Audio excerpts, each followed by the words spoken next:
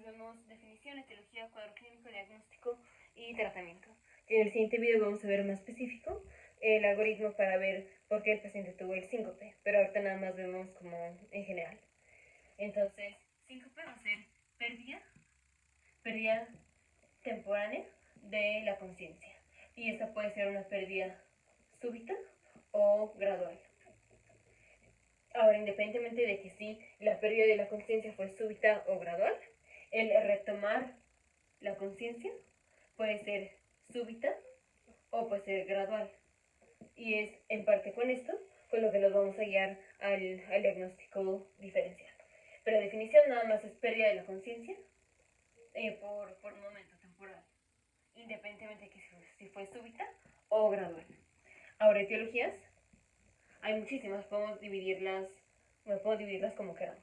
Pero tenemos, por ejemplo, patologías cardiovasculares, que pueden ser por patología estructural del corazón o arritmias principalmente. Patologías estructurales, estamos hablando de valvulopatías, como puede ser estenosis de la válvula mitral o estenosis de la válvula aórtica, pero también puede ser la cardiomiopatía hipertrófica obstructiva. Arritmias, principalmente estamos hablando de arritmia ventricular, por ejemplo, pero también pueden ser arritmias supraventriculares. Y también hay otros, como puede ser tamponade cardíaco. O también puede ser hipovolemia. Tenemos patologías neurológicas, como puede ser la hemorragia subaracnoidea o convulsiones. Y bueno, cualquier cosa que lleve a convulsiones. Y tenemos otros que pueden ser síncope vagal o hipotensión ortostática que va a ser por disfunción autonómica, o podemos tener síncope durante la micción.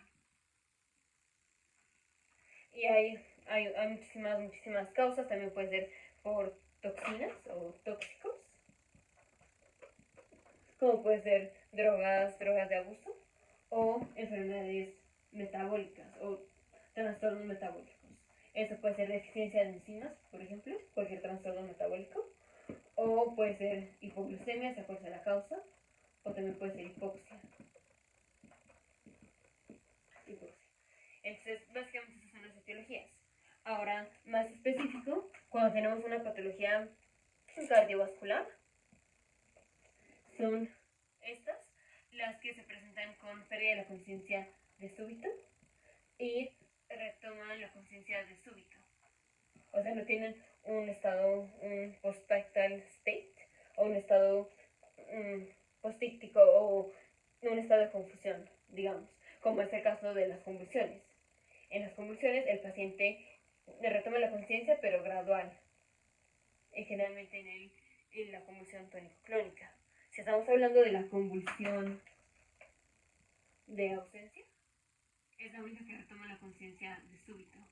Las otras, como la tónico-clónica, retoma la conciencia pero gradualmente, o sea, aunque ya retoma la conciencia, sigue en un estado como confundido. Ese es del neurológico. Y el vagal puede ser súbito, puede ser gradual, el inicio de la pérdida de la conciencia. La pérdida de la conciencia puede ser de súbito o puede ser gradual. En las cardiovasculares generalmente son de súbito. Y en las convulsiones generalmente son gradual. De hecho, aquí generalmente tenemos un aura, o sea, algo que percibe el paciente, en donde el paciente sabe que cuando siente eso, cuando huele eso o lo que sea, es cuando después va a tener síncope, va a tener la pérdida de la conciencia, que eso es lo que se llama el aura. Por ejemplo, puede ser que el paciente le huela a quemado y al poco tiempo entonces tiene síncope. Entonces el aura es que le huele a quemado y el paciente ya sabe que cuando le huele a quemado, al poco tiempo va a tener síncope o se va a desmayar. Entonces esa es una pérdida de la conciencia gradual, que es en la de las convulsiones. En de etiologías y cuadro clínico va a ser pérdida de la conciencia súbita o gradual, dependiendo de la causa, más síntomas asociados con la patología de base, como por ejemplo arritmias el paciente puede tener palpitaciones. Si es una estenosis de la válvula mitral, pensamos en fiebre reumática. Estenosis de la válvula aórtica puede ser un paciente, digamos, de más de 60 años, o paciente que tiene válvula aórtica bicúspide, como pacientes con síndrome de Turner. Cardiomiopatía hipertrófica obstructiva va a ser pacientes jóvenes atletas. Hemorragia subaracnoidea, el paciente va a venir con el peor dolor de cabeza de la vida. En la disfunción autonómica, el paciente va a venir con hipotensión ortostática. Y el cuadro clínico es la pérdida de la conciencia más cosas asociadas a la patología de base. Si tenemos, por ejemplo, tampones cardíaco, generalmente va a ser en el contexto de trauma, por ejemplo, o podemos encontrar igualización de presiones durante la diástole de todas las cámaras. Ahora el diagnóstico.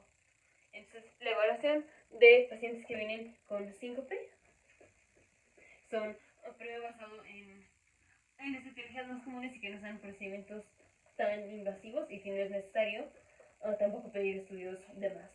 Entonces, en la primera evaluación en un paciente que tiene síncope es biometría hemática completa, química, que principalmente va a ser la glucosa, oximetría de pulso. Y la biometría hemática en general es para ver si el paciente tiene anemia, porque la hipoxia, ya sea por pérdida de hemoglobina, o sea, por la anemia, o por otra causa, puede generar síncope. Vamos a pedir un electrocardiograma y una tomografía computarizada. Ahora más específico. Obviamente, antes de hacer todo esto, viene la exploración física. Y de la exploración física, los aparatos más importantes son el aparato cardiovascular y el sistema nervioso central. Para evaluación del aparato cardiovascular, si es el caso de que escuchamos un soplo, entonces, aparte de un electrocardiograma, vamos a pedir un ecocardiograma. Entonces, en la exploración física cardiovascular, si está normal, nada más con el electrocardiograma, o sea, lo que encontramos anormalidades, o que no encontramos anormalidades, vamos a pedir otro estudio, pero ahorita lo vemos. El electrocardiograma es para ver si tenemos alguna arritmia. Para eso es el electro. Y si es el caso de que hay un soplo, entonces pedimos el ecocardiograma para ver los trastornos de las válvulas o la cardiomiopatía hipertrófica. Para el sistema nervioso central, si el paciente tiene cefalea, o si tuvo trauma a la cabeza ocasionado por el síncope, o sea, el paciente tuvo el síncope y se pegó en la cabeza, pedimos tomografía computarizada.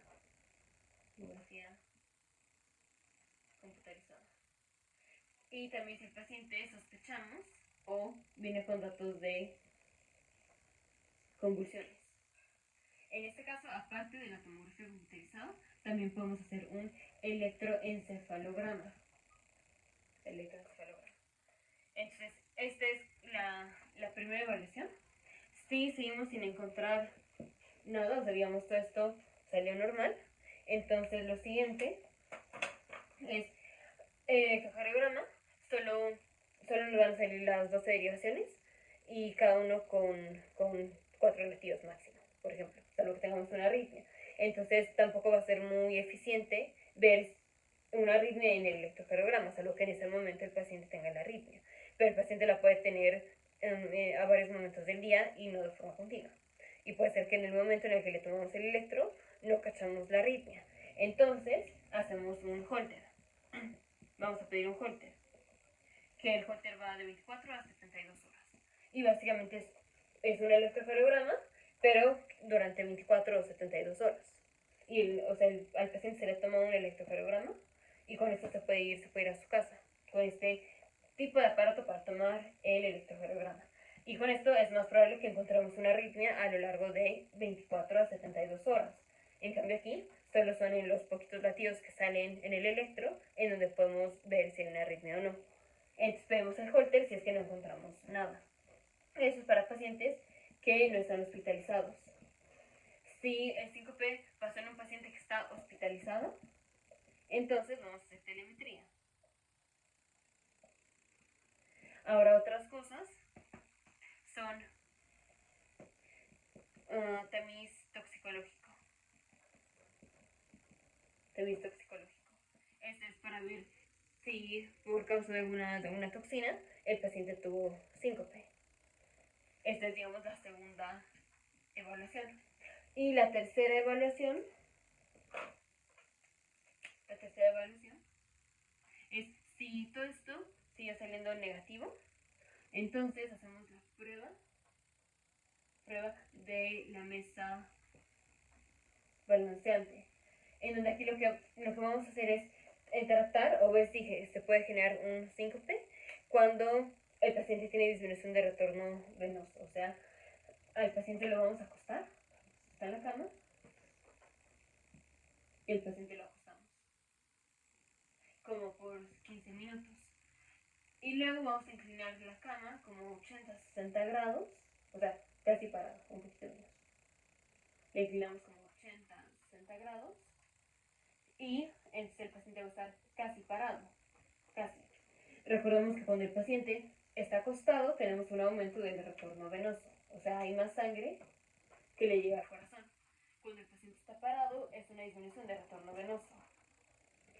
Dicho de otra forma, la sangre se está yendo hacia las piernas por el efecto de la gravedad.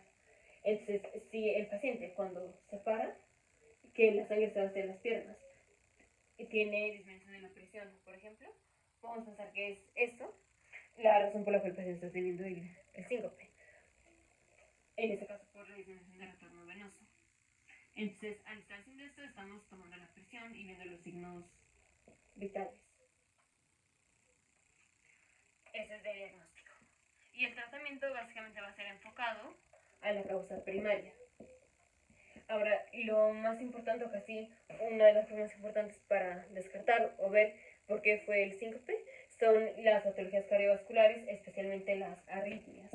Porque el 80%, el 80-90% de los síncopes son por patología cardiovascular, especialmente arritmias. Y si es el caso que el paciente tiene síncope ocasionado por una arritmia, tiene 40% de probabilidad de muerte súbita en un año. Entonces lo más importante es descartar o ver si la razón del síncope fue una arritmia cardíaca. Y si es el caso de que el paciente tuvo el síncope por la arritmia, el tratamiento es un desfibrilador implantable. Por eso es tratar la causa primaria. Por ejemplo, si tenemos convulsiones, hay que tratar la convulsión, detener la convulsión y dar antiepilépticos. Por ejemplo, si el paciente tiene hipoxia, entonces hay que tratar la hipoxia. Si tiene anemia, anemia. Si es por hipoglucemia, damos dextrosa. Entonces trata la causa primaria. Ahora, no hay que confundir que el paciente pueda tener síncope por una estenosis o por un émbolo de la arteria carótida. Entonces, voy a borrar.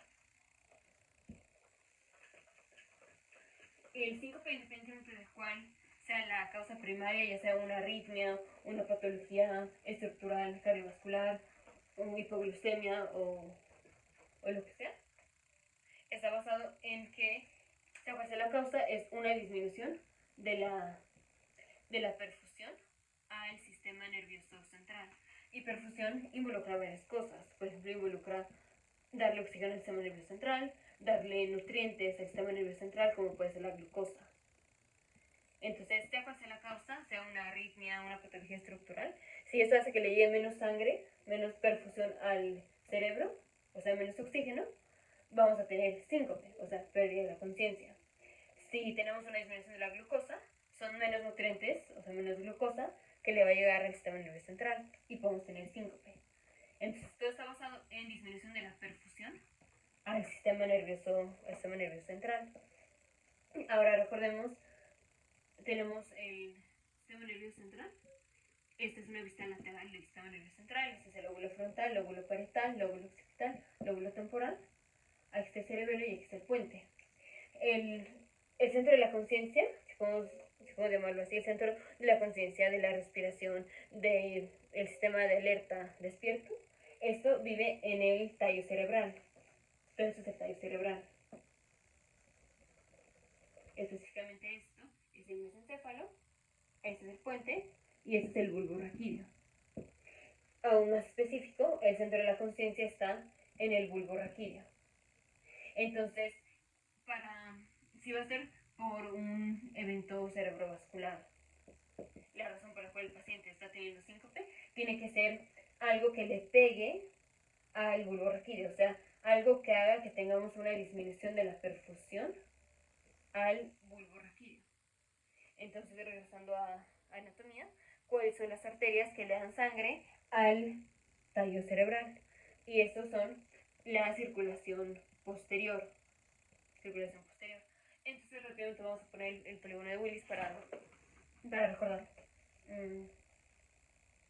Tenemos, aquí está el corazón, aquí está la aorta, y la aorta da el tronco brachiocefálico derecho, la carótida común izquierda y la arteria subclavia. El tronco brachiocefálico derecho da la carótida común derecha y la subclavia derecha. Las carótidas se dividen en carótida externa y carótida interna. Igual carótida interna y carótida externa. Y por otro lado, nos voy a poner en otro color, tenemos las arterias vertebrales que vienen de las arterias subclavias. Voy a borrar esto. Estas son las arterias vertebrales. Las arterias vertebrales se unen formando la arteria basilar. Y de aquí salen otras como arteria cerebral posterior, arterias cerebelosas, pero es esta parte la que va en el tallo cerebral. O sea, vuelvo a poner el sistema nervioso. Son estas arterias, las arterias vertebrales y la arteria basilar, las que van aquí. Aquí va la arteria basilar justo en el puente. Aquí están las arterias vertebrales. Entonces, son estas las arterias vertebrales que son rama de la arteria subclavia, y la arteria basilar las que le dan sangre básicamente al tallo cerebral, básicamente al bulbo raquídeo. Entonces, si por un evento cerebrovascular, ya sea un evento cerebrovascular isquémico, hemorrágico, un evento cerebrovascular transitorio, por ejemplo, si por eso el paciente va a tener síncope, va a ser porque están involucradas la circulación posterior, o sea, las arterias vertebrales y la arteria basilar. Las arterias vertebrales son ramas de esta, de la arteria subclavia, no de las carótidas. Entonces, aunque el paciente tenga un émbolo, por ejemplo, en la arteria carótida, eso no va a ocasionar un síncope. Puede ocasionar otras cosas, puede ocasionar un déficit neurológico, pero no va a ocasionar síncope. Porque esto va a dar sangre a la mayor parte del cerebro. Vamos a tener afección motora, afección sensitiva, podemos tener afasia, pero no vamos a tener pérdida de la conciencia, porque el centro de la conciencia está en el bulbo raquídeo. Y esto recibe sangre de la basilar y de las vertebrales, que no son rama de las carótidas, sino que son rama de las arterias subclavias. Entonces tenemos un paciente que tiene un déficit neurológico focal, también podemos pedir una tomografía, pero ciertamente sabemos que si fue síncope, fue por involucramiento de estas arterias. Y si tenemos un déficit neurológico focal, puede ser por una convulsión o puede ser por involucramiento concomitante de otra arteria. O también el déficit focal puede ser por involucramiento de estas arterias. Pero ciertamente el síncope no se va a dar por involucramiento de otra arteria que no sea esta, en el caso de patología cerebrovascular. Si es convulsiones, sí se puede dar por convulsiones, que puede ser